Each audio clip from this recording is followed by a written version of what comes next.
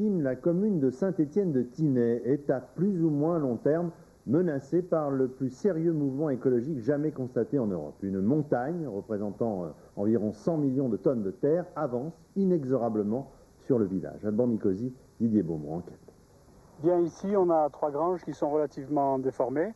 Il faut savoir que depuis 1982, donc en 13 ans, elles ont parcouru 80 mètres.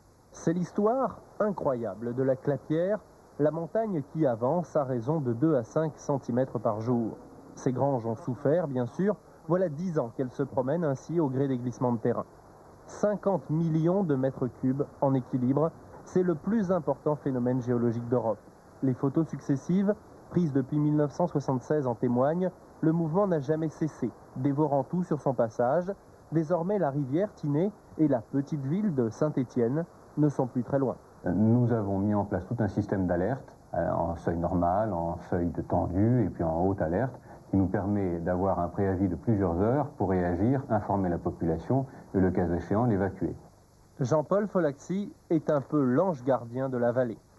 De son poste d'observateur privilégié, il consigne tous les mouvements de la montagne grâce à un distanciomètre à infrarouge qui effectue une mesure toutes les 4 heures sur chacune des cibles disséminées dans la montagne. Y a-t-il un risque de rupture globale? Ce risque existe, il est faible. Les scénarios les plus probables sont des mouvements progressifs sans désordre très important. Le risque principal concerne la rivière qui pourrait brutalement se retrouver obstruée et noyer le bourg. Alors, pour évacuer l'eau, une galerie souterraine a été creusée. Bien sûr, on ne peut parler de risque zéro, la Clapière représente 100 millions de tonnes en mouvement. Ça vous fait peur? Non. Pourquoi? Que voulez-vous? À mon âge, moi ça ne me fait pas peur.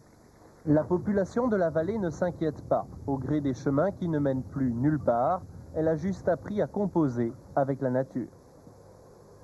Donc de